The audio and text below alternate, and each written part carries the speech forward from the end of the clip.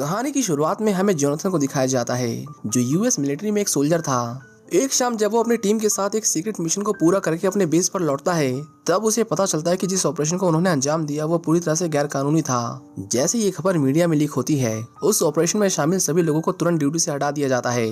Team के सारे सदस्य बेरोजगार हो चुके थे और सरकार अपनी इमेज बचाने के लिए उनसे अपने सारे कॉन्टैक्ट तोड़ देती है, जो देखकर उन्हें बहुत गुस्सा आता है। अब उनके पास ना कोई मिशन था ना कोई ऑर्डर्स, इसलिए हर कोई अपने अपने रास्ते चला जाता है। जॉन भी कुछ समय के लिए इन सब से दूर जाना चाहता था, इसलिए वो अपने शहर वापस लौटने का फैसला करता है। अब हम कुछ स्कूल स्टूडेंट्स को देखते हैं जो एक ब्लैक लड़के को पीट रहे थे। उनकी लड़ाई से जल्दी साफ हो जाता है कि ये कोई अचानक से हुई लड़ाई नहीं थी, बल्कि पहले से सोची समझी साजिश थी, जिसका मकसद यहाँ पढ़ने वाले ब्लैक स्टूडेंट्स को निशाना बनाना था। जेन और एक और टीचर मिस्टर डैरल उन्हें रोकने की कोशिश करते हैं और उस स्टूडेंट को बचा लेते हैं जिस पर हमला हुआ था। पर हैरानी की बात यह थी कि जिसे उन्होंने बचाया वो कहता है उसे किसी की मदद की जरूरत नहीं है, नहीं तो ये मुझे कमजोर समझेंगे। लड़ाई खत्म होने के बाद जेन जुआन से बात करने की कोशिश करती है। यहाँ हमें पता चलता है कि जुआन कोई आम शरारती लड़का नहीं, बल्कि किंग्स ऑफ डिस्ट्रक्शन यानी केओडी का लीडर था। इस स्कूल में होने वाली ज्यादातर लड़ाइयों में अक्सर इसी का इन्वॉल्वमेंट होता है। जेन उससे बात करने की कोशिश करती है और उसे एक छोटे बच्चे की तरह समझाते हुए उसे अपने भविष्य के बारे में सोचने और बेहतर फैसले लेने की सलाह देती है, लेकिन जुआन उसकी बातों में जरा भी दिलचस्पी नहीं दिखाता। उल्टा वो जेन का मजाक उड़ाता है और उसे धमकाते हुए वार्निंग देता है कि वो उसके मामलों से दूर रहे। अगर फिर भी उसने उसके रास्ते में टांग अड़ाई तो उसके लिए ठीक नहीं होगा। गुस्से में जेन प्रिंसिपल क्लाउड के ऑफिस जाती है और उनसे जुआन और उसकी गैंग के खिलाफ तुरंत कार्रवाई करने की मांग करती है। वो क्लाउड को बताती है कि सभी स्टूडेंट उससे डरे हुए हैं और मैं अपने स्टूडेंट को इस हालत में उसके बीच नहीं छोड़ सकती। मैंने उसे समझाने की कोशिश की, लेकिन इस बार उसने मुझे भी जान से मारने की धमकी दी है। प्रिंसिपल ताना मारते हुए कहता है कि मतलब उसने तुम्हें ये तो नहीं कहा कि वो तुम्हें मार देगा, जिस पर जेन जवाब देती है कि नहीं, उसने ऐसा नहीं कहा, पर हम उसे हल्के में नहीं ले सकते। क्लाउड उनकी बातों को नजरअंदाज करते हुए कहता है कि मैं किसी को इस कॉलेज से बाहर नहीं निकाल सकता, इसके लिए मुझे सबूत चाहिए। जेन बोलती है ठीक है, अगर आपको सबूत चाहिए तो मैं आपको सबूत जरूर दूंगी। स्कूल खत्म होने के बाद जब वो अपनी कार के पास पहुंचती है, तब जुआन और उसके साथी जो पहले से जेन के आने का इंतजार कर रहे थे वो उसके कपड़ों पर शराब गिरा देते हैं। जेन देखती है कि उन्होंने कार के की होल को किसी च्युइंगम जैसी चीज से बंद कर दिया है ताकि वो दरवाजा ना खोल पाए। जुआन हाथ से गैंग साइन बनाकर उसे धमकाने की कोशिश करता है, लेकिन जेन घबराने की बजाय उसी साइन को उल्टा कर देती है। इससे पहले कि वो कुछ और कर पाते, जेन दरवाजा खोलकर कार स्टार्ट करती है और वहां से निकल जाती है। शाम को घर पहुंचने पर जेन देखती है कि जॉन पहले से ही उसका इंतजार कर रहा है। जेन पूछती है तुम्हारे उस सीक्रेट मिशन का क्या हुआ जिस पर तुम काम कर रहे थे, जिस पर जॉन जवाब देता है कि सरकार ने मुझे रिटायर कर दिया है, अब मुझे कोई दूसरा काम ढूंढना होगा, शायद स्टॉक ब्रोकर बनना ठीक रहेगा। अगले दिन शेल को अपने पुराने साथियों में से एक का वॉइस मेल मिलता है। उस मैसेज में एक काम का जिक्र था जिससे वो थोड़े पैसे कमा सकता है। शाम को जब वो काम के सिलसिले में क्लब पहुंचता है तो वहां उसे उसका पुराना भरोसेमंद साथी जॉय मिला। जॉय बताता है कि मेरे दोस्त मैट को एक क्लाइंट मिला है जिसे अपने काम के लिए ट्रेन लोगों की जरूरत है, वो कल तुमसे 10 बजे मिलना चाहता है। जॉन पूछता है उसे ट्रेन क्रू चाहिए, मगर किस काम के लिए, जिस पर जॉय जवाब देता है कि ये तो तुम्हें कल उससे मिलने के बाद ही पता चलेगा। अगले दिन जॉन उस आदमी से मिलने सीधे उसके घर पहुंचता है और उससे सीधे काम के बारे में पूछता है। मैट उसे बताता है कि मेरा एक क्लाइंट इंपोर्ट करने का बिजनेस करता है, उसे रेगुलर अपने सामान को कुछ खास लोगों तक पहुंचाने की जरूरत पड़ती है। अगर ऐसा ना हुआ तो उसके कंपटीटर्स मार्केट का बड़ा हिस्सा हड़प लेंगे। इस काम में हमें ट्रेन लोगों की जरूरत है जो न सिर्फ शिपमेंट को सुरक्षित रूप से पूरा करें, बल्कि रास्ते में आने वाले हर खतरे से निपट सकें। हो सकता है तुम्हारा सामना पुलिस वालों से भी हो। जॉन कहता है मतलब तुम चाहते हो कि मैं तुम्हारे ड्रग शिपमेंट की प्रोटेक्शन करूं और जो भी तुम्हारे रास्ते में आए उसे मौत की घाट उतार दूं। तुम सोल्जर्स नहीं किलर्स खोज रहे हो, ये काम मैं नहीं कर सकता। मैट उसकी बात काटते हुए कहता है कि मैं तुम्हें इसके अच्छे पैसे दूंगा। ये सुनते ही जॉन का गुस्सा फूट पड़ता है। वो सख्ती से कहता है कि तुम मुझे खरीद नहीं सकते, शुक्र मनाओ मैं तुम्हें जिंदा छोड़ रहा हूँ। इतना कहकर जॉन वहां से चला जाता है। जॉय पूछता है क्या हुआ, तुम्हारी जॉब लगी, जिस पर जॉन बोला मैंने पहले ही कहा था कि अब से मैं ड्रग से जुड़ा कोई काम नहीं करूंगा। तुम्हारे उस दोस्त को लोगों की नहीं बल्कि भाड़े के हथियारों की जरूरत है जो पैसों के लिए किसी की भी जान ले सके, और मैं उस तरह का इंसान नहीं हूँ। अगली सुबह जब जेन जॉगिंग के लिए निकलती है तब केओडी गैंग का एक मेंबर जो छिपकर उसके आने का इंतजार कर रहा था अचानक उस पर हमला करके उसके पैर तोड़ देता है और उसे जान से मारने की कोशिश करता है, लेकिन खुशकिस्मती से जॉन वहीं पास में ही था। वो दौड़कर हमलावर को ऐसा करने से रोक लेता है और उसे डराकर भगा देता है। इसके बाद वो तुरंत जेन को इलाज के लिए अस्पताल ले गया। ठीक होने के बाद जेन उसे बताती है कि मुझे पूरा यकीन है कि यह हमला पहले से प्लान किया गया था और इसमें उसके स्टूडेंट जुआन का हाथ है। वो कहती है मुझे तुम्हारी मदद चाहिए, तुम माइकल को कॉल करो, मैं चाहती हूँ कि जब तक मैं ठीक ना हो जाऊँ तब तक वो मेरी जगह स्कूल में पढ़ाए। जॉन देखता है कि जिन कितनी डरी हुई थी। वो वादा करता है कि मैं तुम्हें कुछ नहीं होने दूंगा, जिसने भी ये किया है उसे सजा जरूर मिलेगी। जिन की हालत देखकर जॉन समझ जाता है कि वो चुपचाप नहीं बैठ सकता, इसलिए वो खुद अंडरकवर जाकर स्कूल में उसकी जगह पढ़ाने का फैसला करता है ताकि उस लड़की को सबक सिखा सके। जॉन अपने दोस्तों से कहता है कि वो उसके लिए टीचिंग सर्टिफिकेट और वो सारे डॉक्यूमेंट्स तैयार करें जो स्कूल में घुसने के लिए जरूरी थे। अपनी पहचान छुपाने के लिए वो एक नया नाम चुनता है ताकि किसी को भी उसकी असली पहचान और जेन से उसका रिश्ता पता ना चले। सब डॉक्यूमेंट्स तैयार होने के बाद जॉन स्कूल में जॉब एप्लीकेशन जमा करता है और अगले दिन उसे इंटरव्यू के लिए बुला लिया जाता है। स्कूल पहुंचने पर जॉन की मुलाकात स्कूल के प्रिंसिपल से होती है। वो क्लाउड को बताता है कि मेरा नाम स्मिथ है और मैं यहाँ जेन की जगह आया हूँ। इस पूरे इंटरव्यू के दौरान प्रिंसिपल स्मिथ से बड़े प्यार और दोस्ताने तरीके से बात करता है। उसकी बातों से ऐसा लग रहा था कि मानो वो स्मिथ को पहले से जानता हो। वो स्मिथ का स्कूल में स्वागत करता है और स्मिथ भी उसे भरोसा दिलाता है कि वो जेन की जगह पूरी ईमानदारी से पढ़ाएगा।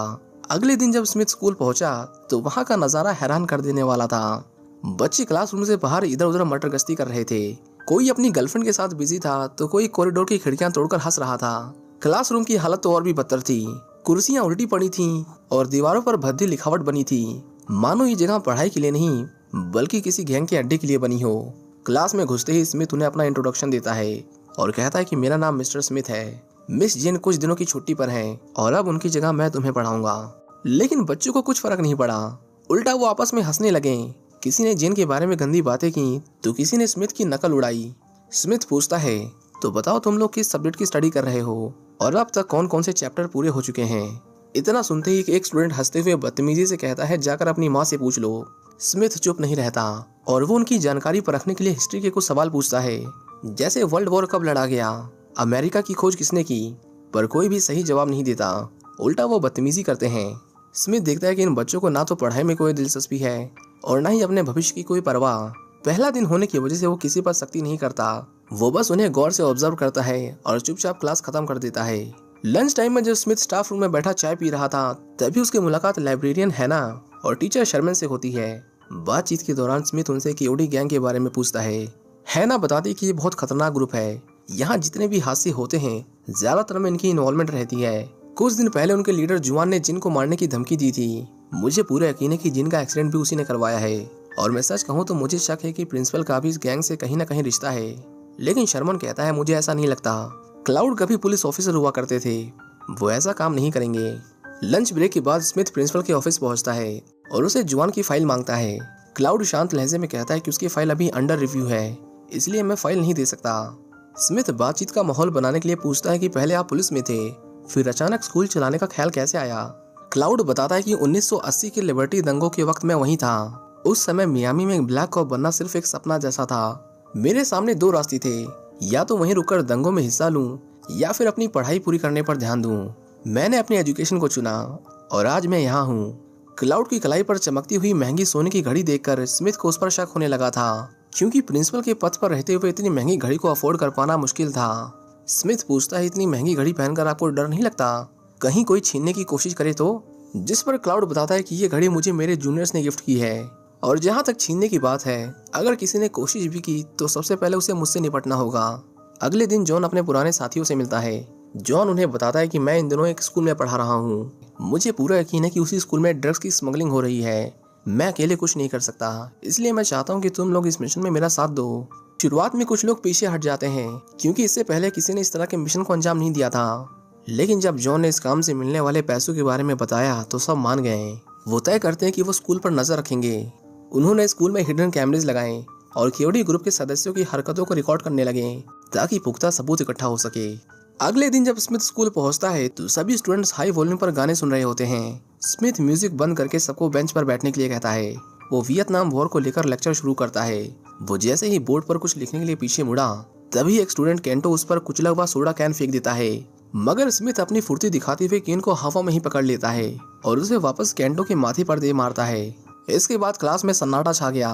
केंटो गुस्से में उठ खड़ा होता है और लड़ाई के लिए तैयार हो जाता है। उसके साथी माहौल भड़कते हुए देख उसका साथ देने की कोशिश करते हैं, मगर स्मिथ आसानी से हालात काबू में कर लेता है। वो केंटो का हाथ पकड़कर उसे हल्का सा मोड़ देता है। इसके बाद वो सीधे एक और स्टूडेंट की तरफ बढ़ता है। कुछ देर पहले ही स्मिथ ने नोटिस किया था कि उसके पास एक नुकीला हथियार है। स्मिथ उससे कहता है इसे मुझे दे दो। स्टूडेंट के मना करने पर स्मिथ उसका हाथ पकड़कर उसकी उंगलियां मोड़ देता है, जिससे उसका हथियार नीचे गिर जाता है। स्मिथ के इस छोटे से एक्शन से सबकी बोलती बंद हो चुकी थी। वो स्टूडेंट्स को धमकाते हुए कहता है, ये मेरी क्लास है, अगर किसी ने यहाँ रूल्स तोड़े या फिर किसी को भी कोई चोट पहुंचाई तो उसे सजा मिलेगी। कैंटो जब अपने घावों पर टांके लगवा रहा था तब वो क्लाउड को सब कुछ बता देता है। क्लाउड स्मिथ से बात करने के लिए उसकी क्लास में आता है और देखता है कि सभी बच्चे उसकी बातों को ध्यान से सुन रहे हैं। बच्चे उसे बताते हैं कि यहाँ पर मौजूद सभी लोगों ने सामाजिक भेदभाव का सामना किया है, कुछ ने गोलियां खाई तो कुछ शहर से निकाल दिए गए। इसी बीच जुआन भी पूछता है कि स्मिथ, क्या आपने कभी किसी को मारा है? स्मिथ बताता है कि मैंने बहुतों को मारा है पर कभी गिनती नहीं की। ये सुनकर क्लाउड चौंक जाता है और सोचता है कि अभी स्मिथ पर कोई कार्रवाई करने की बजाय क्लास के खत्म होने तक इंतजार करना ही ठीक होगा। लेक्चर खत्म होने के बाद क्लाउड स्मिथ से मिलने उसके क्लासरूम में आता है। वो स्मिथ को बताता है कि कुछ स्टूडेंट्स तुम्हारे खिलाफ केस करने की प्लानिंग कर रहे हैं और अगर वो माफी नहीं मांगेगा तो उसकी नौकरी भी जा सकती है। स्मिथ कहता है, मैं माफी नहीं मांगूंगा, वैसे भी रूल्स के अकॉर्डिंग आप मुझे 14 दिन से पहले नहीं निकाल सकते। क्लाउड कहता है, ठीक है, तुम्हारे पास 2 हफ्ते हैं, जो करना है कर लो। अगली सुबह स्मिथ पूरी तैयारी के साथ क्लासरूम में लौटता है। तभी जुआन और उसके साथी इतराते हुए क्लास में घुस जाते हैं। स्मिथ बिना हिचके कहता है, तुम लेट आए हो जुआन, तुम्हें इसकी सजा मिलेगी। जुआन पूछता है, तो क्या मुझे ब्लैक बोर्ड पर 10 बार सॉरी लिखना होगा? पर स्मिथ बिना डरे जवाब देता है, नहीं, तुम एक काम करो, 100 बार सॉरी लिखो। जुआन समझ चुका था कि अगर उसने स्मिथ से पंगा लिया तो ठीक नहीं होगा, इसलिए मजबूरन उसे स्मिथ की बात माननी पड़ती है। वो 100 बार बोर्ड पर सॉरी लिखता है, लेकिन स्मिथ को धमकी देना नहीं भूलता। क्लास का माहौल बदलने के लिए वो स्टूडेंट से पूछता है कि क्या तुमने कभी सोचा है कि इस ग्रुप में रहने से तुम्हें क्या मिलता है? बाकी लोगों ने ये ग्रुप क्यों छोड़ा और वो कहाँ गए? एक स्टूडेंट जवाब देता है कि इस ग्रुप में हम सिर्फ कपड़े, लड़कियां और मजे के लिए हैं, लेकिन असली बात तो ये है कि कोई भी इस गैंग में नहीं रहना चाहता। स्मिथ सभी स्टूडेंट से उनके भविष्य, उनके सपने और उनके आज के गलत फैसलों के नतीजों के बारे में सवाल करता है। जब सभी स्टूडेंट्स एक एक करके उसके सवालों का जवाब देते हैं तब सभी इमोशनल हो जाते हैं। उन्हें महसूस होता है कि स्मिथ उन्हें सिर्फ पढ़ा नहीं रहा बल्कि सोचने पर मजबूर कर रहा है कि वो क्या हैं और क्या बनने की ताकत रखते हैं।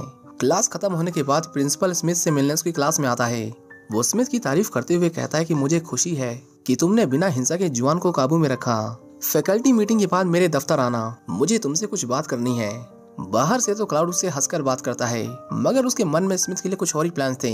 उसी दिन क्लाउड चुपचाप वॉशरूम में आता है और जुआन के साथ मिलकर स्मिथ को हमेशा के लिए रास्ते से हटाने की साजिश रचता है। लेकिन स्मिथ उनकी ये सीक्रेट मीटिंग पहले ही अपने सर्विलेंस कैमरा में देख लेता है और फिर अपनी तैयारी शुरू कर देता है। शाम होते ही स्मिथ जल्दी से अपनी बुलेट प्रूफ जैकेट पहन लेता है। तो वहीं दूसरी तरफ जुआन और उसके साथी जो स्मिथ को मारने का प्लान बना चुके थे, वो गन्स और बाकी हथियार लेकर स्कूल आ जाते हैं। बाहर निकलते वक्त जब स्मिथ की नजर जुआन पर पड़ती है तब वो तुरंत स्कूल में घुस जाता है।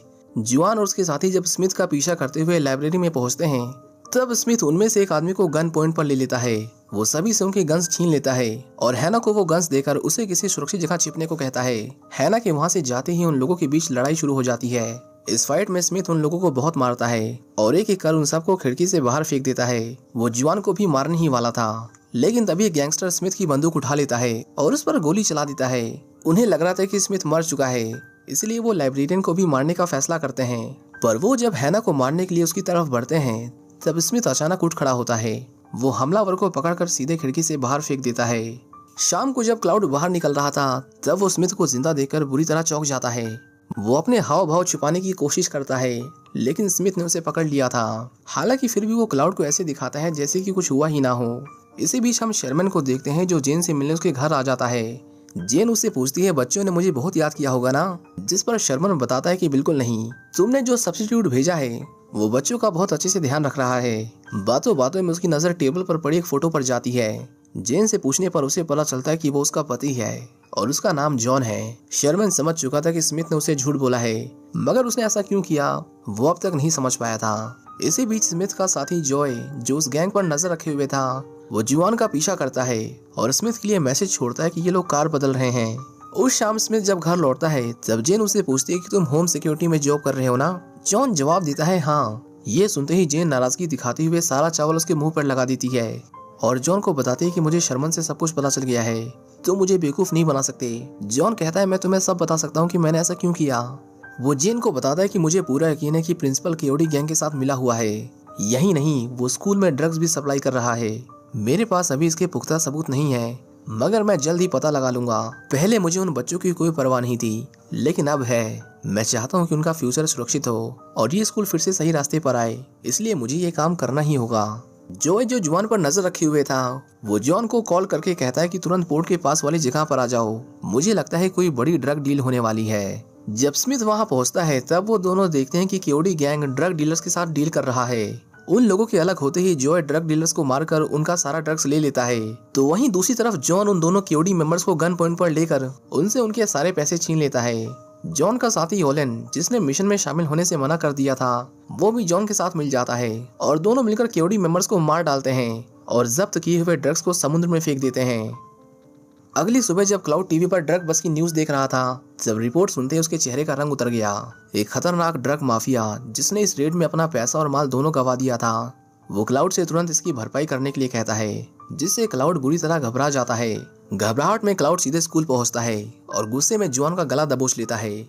उसी दौरान वो देखता है कि सरकार ने ड्रग बस्ट में जो पैसे बरामद किए थे, उससे वो स्कूल के बच्चों के लिए ढेर सारे इक्विपमेंट्स खरीदते हैं और उसका एक बड़ा हिस्सा स्कूल के सुधार के लिए दान किया जाता है। अपने पैसों को इस तरह जलता देख क्लाउड का खून खौल उठा। वो समझ चुका था इसके पीछे स्मिथ का हाथ है। स्मिथ की इस अनाउंसमेंट से क्लाउड गुस्से से बौखला जाता है और स्मिथ को उसी पल नौकरी से निकाल देता है। स्मिथ के किए गए कामों ने उसका कद पहले ही ऊंचा कर दिया था।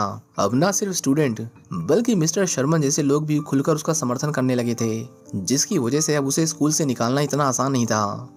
स्मिथ से बातचीत करते दौरान शर्मन उसे बताता है कि मुझे पता है कि तुम्हारा असली नाम जॉन है और तुम जीन के हस्बैंड हो, मैं तुम्हारी मदद करना चाहता हूँ। जब जॉन उसे बताता है कि क्लाउड स्कूल में ड्रग्स सप्लाई करता है, तो शर्मन को उसकी बातों पर विश्वास नहीं हुआ।